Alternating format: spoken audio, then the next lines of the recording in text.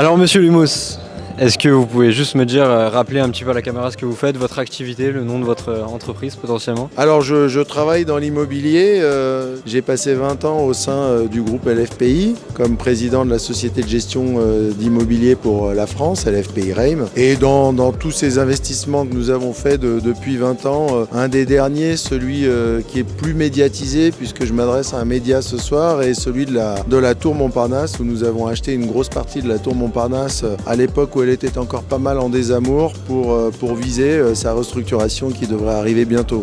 En tout cas, on a une belle soirée des voix de l'immobilier. Vous faites partie des voix de l'immobilier de ce soir. Qu'est-ce que ça représente pour vous? Ça représente une distinction dont je compte bien profiter à la maison d'abord en arrivant comme un champion avec mon trophée ce soir. Et plus généralement, les partenaires de ce soir sont des partenaires importants. Je suis ravi de figurer dans ce classement challenge des voix de l'immobilier plutôt que des 500 premières fortunes françaises parce que je trouve que c'est beaucoup plus discret et c'est plus réaliste me concernant. Et donc je suis très content de faire partie de cette première. Quelle contribution vous estimez que vous apportez à la profession un petit peu tous les jours? Je pense que l'image de l'apport de sa pierre à l'édifice compte tout particulièrement dans ce métier. Ça fait quasiment 30 ans que je fais ce métier. J'ai vu beaucoup d'immeubles.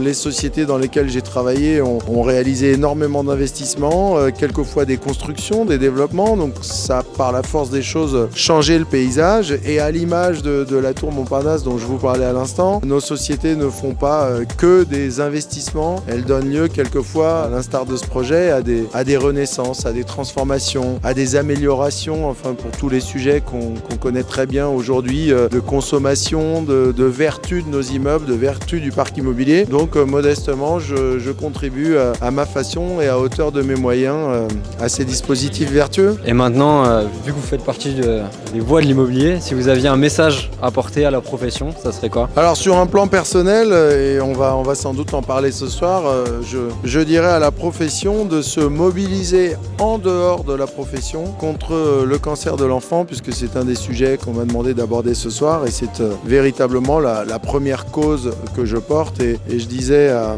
une personne qui discutait avec moi à l'instant que malheureusement c'est vraiment quelque chose qu'on découvre à l'hôpital quand le couperet nous tombe sur la tête. En dehors de cette considération très personnelle, je pense que dans des périodes compliquées comme celle d'aujourd'hui, il faut absolument que la profession et les représentants de la profession persistent à faire ce que l'on fait bien depuis maintenant des décennies, se réinventent dans les sujets qui fonctionnent moins bien parce que la société change et ne perdent pas espoir et ne raisonnent pas trop court terme et sachent se projeter dans des périodes longues puisque les cycles de l'immobilier sont des cycles longs. À titre personnel, c'est quoi votre plus grand défi encore dans l'immobilier? Alors la Tour Montparnasse, c'était mon plus grand défi, ça le reste d'ailleurs aujourd'hui, mais je parle au passé parce que je considère que je ne l'ai pas encore réalisé. Et c'est pas un défi que je réalise seul, c'est une copropriété, c'est un ensemble de copropriétaires qui, par chance, et c'est fantastique, marchent tous dans la même direction. Donc je pense que ça reste la Tour Montparnasse et j'attends beaucoup